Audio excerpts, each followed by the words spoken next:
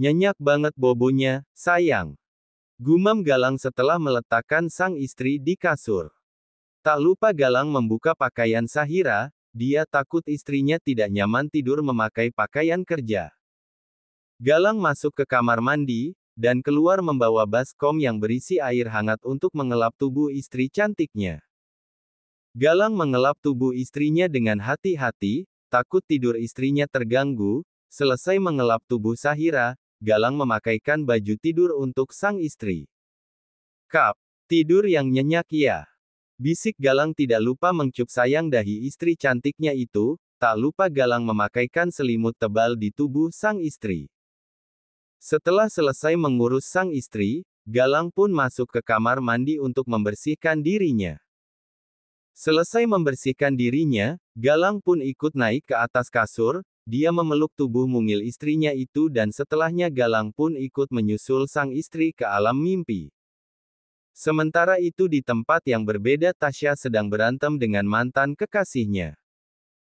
Sya, ayolah, jangan keras kepala, balik sama aku akui aku memang salah, aku hilaf Sya, aku minta maaf, aku nggak akan mengulanginya lagi. Mohon Reza kepada Tasya. Maaf ya, bagiku selingkuh itu nggak ada maaf, selingkuh itu sebuah penyakit yang nggak bisa diobati, sekarang kamu insaf, besok kamu akan hilaf lagi, aku nggak mau. Tegas Tasya. Aku janji nggak akan mengulanginya lagi. Ujar Reza penuh permohonan. Aku tetap nggak mau balik, apa yang sudah kubuang, pantang bagiku untuk memungut kembali.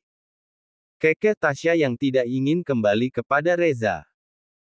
Tasya tidak akan ingin menerima lelaki peselingkuh seperti Reza, dia tidak ingin mengulang kisah mamanya di kehidupannya, secinta apapun Tasya kepada laki-laki itu, namun kewarasannya masih jalan, dia tidak ingin cinta buta yang akan menghancurkan hidupnya.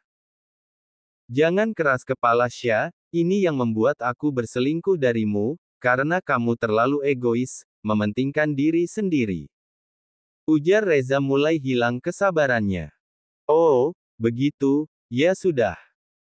Kamu tahu kan, aku ini keras kepala, jadi untuk apa kamu minta kembali sama aku? Cari saja wanita lemah lembut di luar sana, karena kamu tidak akan mendapatkan itu dariku. Ujar Tasya penuh penekanan, sungguh sakit hati Tasya mendengar ucapan mantan kekasihnya itu, tapi dia berusaha tegar dan tidak ingin terlihat lemah di depan Reza.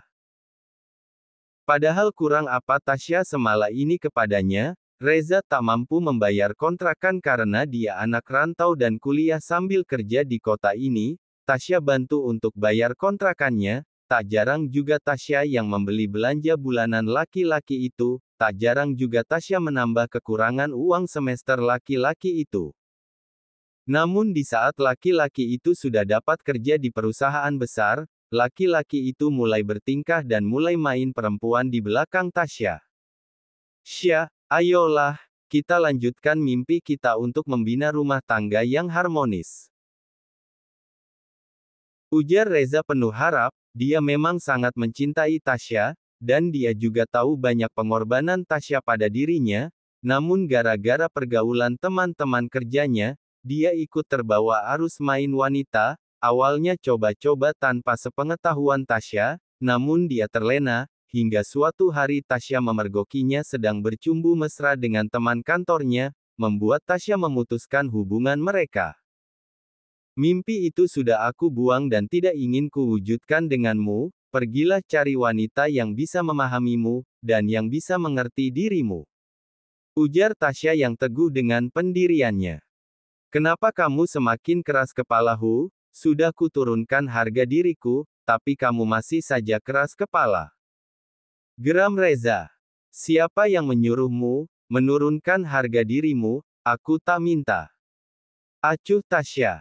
Tasya melangkah ingin pergi dari hadapan Reza, namun laki-laki itu tidak akan melepas Tasya begitu saja. Reza menarik kasar tangan Tasya.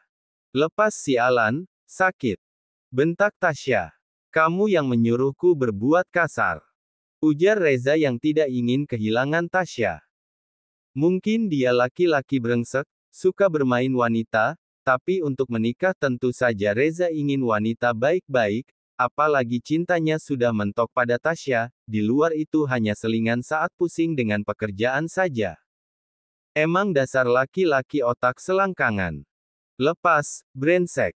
Aku akan berteriak kalau kau tidak melepaskanku. Ancam Tasya. Teriak saja, tidak ada yang akan mendengarnya, kau tahu ini unitnya sepi.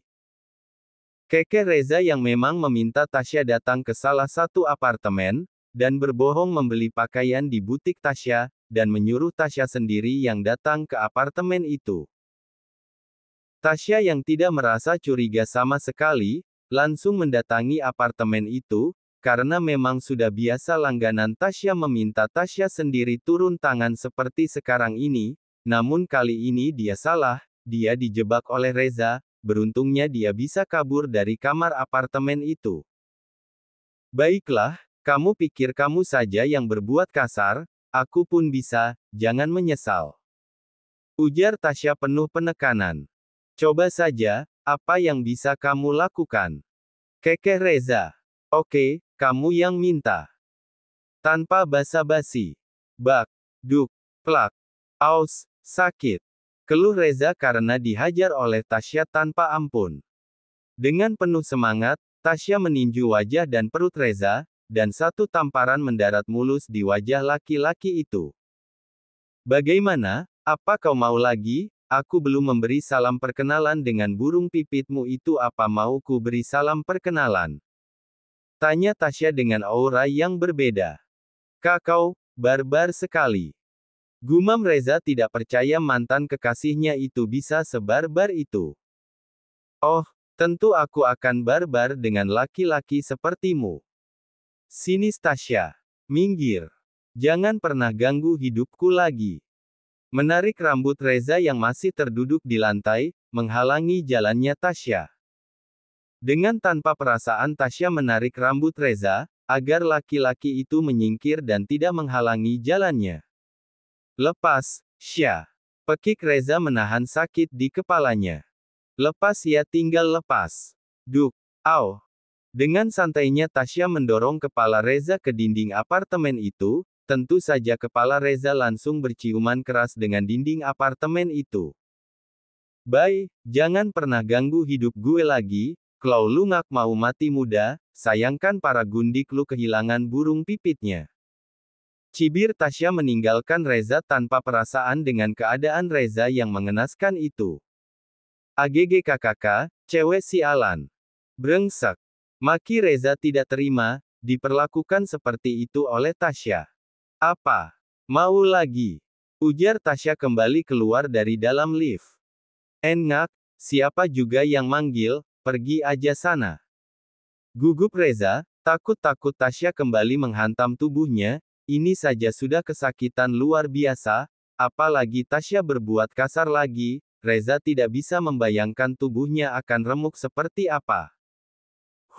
Dasar laki-laki cemen. Cibir Tasya meninggalkan Reza, dia kembali masuk ke dalam lift.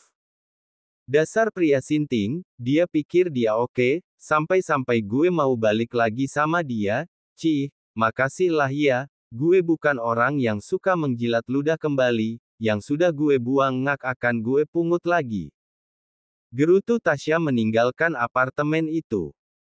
Cih, katanya cinta, tapi kok selingkuh, dasar otak udang. Baru dikasih sedikit kenikmatan saja langsung lupa diri dan bertingkah seolah-olah dunia bisa digenggam. Sungut Tasya menaiki mobil mewahnya. Brak. Saking kesalnya Tasya kepada mantan kekasihnya itu, sampai-sampai mobil yang tidak bersalah jadi sasaran kemarahannya. Tasya membanting pintu mobilnya dengan sangat kasar. Andai gue tadi tahu dia yang menelpon, ogah banget gue nemuin dia. Awas aja lu ko, abis lu sama gue, bisa-bisanya lu sekongkol sama Mokondo itu, minta dijadiin ayam geprek muka tampan lu itu. Sungut Tasya. Tasya memang mengenal orang yang mempunyai apartemen itu, selain langganan Tasya penghuni itu juga teman Tasya di saat sekolah dulu, dia tidak tahu kalau Riko kenal dengan Reza. Dengan kekesalan yang masih membuncah, Tasya mengendarai mobilnya dengan kecepatan tinggi, dan sedikit ugal-ugalan, beruntungnya jalanan yang dilalui Tasya itu sepi. Ciit. Brak. Aaggkkk. Pekik Tasya yang kehilangan kendali pada mobilnya, mobil yang Tasya kendarai menabrak baju jalan dan sebuah pohon besar yang berdiri kokoh di bahu jalan itu. Tok, tok. Mbak, mbak, tolong buka pintu mbak. Panggil seseorang dari luar, mengetuk-ngetuk jendela mobil Tasya.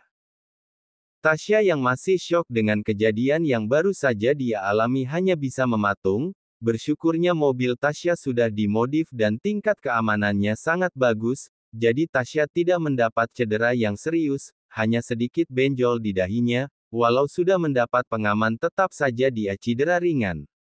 Tok, tok. Lagi-lagi kaca mobil Tasya diketuk dari luar. Karena tidak ada respon dari Tasya, terpaksa laki-laki itu mencoba memukul kaca mobil Tasya tersebut, takut terjadi apa-apa dengan korban. Bak, bak. Hi, kenapa mobilku dipukul? Kaget Tasya yang baru sadar dari keterkejutannya. Bak, mbak, tolong buka kacanya. Pekik laki-laki itu dengan penuh kekhawatiran. Astaga, apa-apaan dia? Gerutu Tasya, membuka jendela mobilnya. Kenapa Mas pukul-pukul mobil saya? Omel Tasya. Hais, mbak ini dikhawatirin malah ngomel, mbak Klau mau balapan, atau mau bunuh diri jangan di sinilah. Omel laki-laki. Hi, siapa juga yang mau balapan, dan kenapa juga aku harus bunuh diri gara-gara cowok Mokondo itu? Ngak level lah ya, dia pikir aku ini bakal hancur gara-gara putus sama dia, ngaklah ya yang ada dia yang bakal sengsara. Sewo Tasya tiba-tiba jadi curhat sama laki-laki yang baru dia temui itu. Laki-laki itu terkekeh melihat kekesalan wanita itu, ternyata wanita itu sedang putus cinta rupanya. Oh, mbaknya lagi putus cinta ceritanya, ya udah sih, ngapain dipikirin? Laki-laki Klau benar-benar tulus sama kita, pasti dia akan selalu melindungi dan memperhatikan kita, tapi Klau sudah berani selingkuh, saya jamin Klau kalian balikan lagi, suatu saat nanti laki-laki itu akan kembali mengulang perselingkuhan lagi, selingkuh itu bagai penyakit tahu mbak. Nasihat laki-laki itu. Ya aku tahu. Gumam Tasya membenarkan ucapan laki-laki itu. Mbak itu cantik. Saya yakin, masih banyak laki-laki di luar sana mengantri mendapatkan hati mbak, jadi mbak ngak usah sampai frustasi seperti tadi, dan berujung kecelakaan, bersyukurnya, mbak tidak ada luka serius, dan juga ngak ada korban jiwa, cuma yang korban pembatas jalan dan pohon itu. Kekeh Wawan. Ternyata laki-laki itu adalah Wawan, yang kebetulan juga melewati jalan tersebut. Ya udah ya mbak, jangan galau-galau lagi, kasihan orang tuanya nanti kalau terjadi apa-apa sama mbak. Nasehat Wawan. Yes, siapa juga yang galau, saya ngak galau ya, saya itu cuma kesal. Omel Tasya. Iya, tahu mbak kesal sama mantan mbak yang selingkuh itu. Saya ngak kesal sama dia yang selingkuh itu, saya sudah memutuskan dia dari lama, tapi saya dibohongi sama dia jebak saya seolah-olah dia, akhirnya Tasya jadi curhat kepada Wawan menceritakan pertemuan dia dan sang mantan. Oh, begitu toh. Ujar Wawan mengangguk-anggukan kepalanya tanda mengerti. Rupanya dia menyesal sudah putus sama mbak, dan ingin kembali sama mbak. Ujar Wawan mengangguk-anggukan kepalanya. Ya begitulah, dia pikir saya mau, yes, ogah. Cemberut Tasya dengan bibir sudah maju beberapa senti. Bagus itu, jangan dikasih hati, buang aja ke laut laki-laki modelan gitu. Hasut Wawan. Masukin ke kandang macan aja lebih seru, bisa lihat dia jadi santapan di Oyen. Kekeh Tasya. Wawan bergidik ngeri melihat tatapan dan seringai jahat dari Tasya itu. Astaga, cewek cantik ini menyeramkan juga Klau marah ya. Gumam Wawan dalam hati, dia bergidik ngeri menatap Tasya.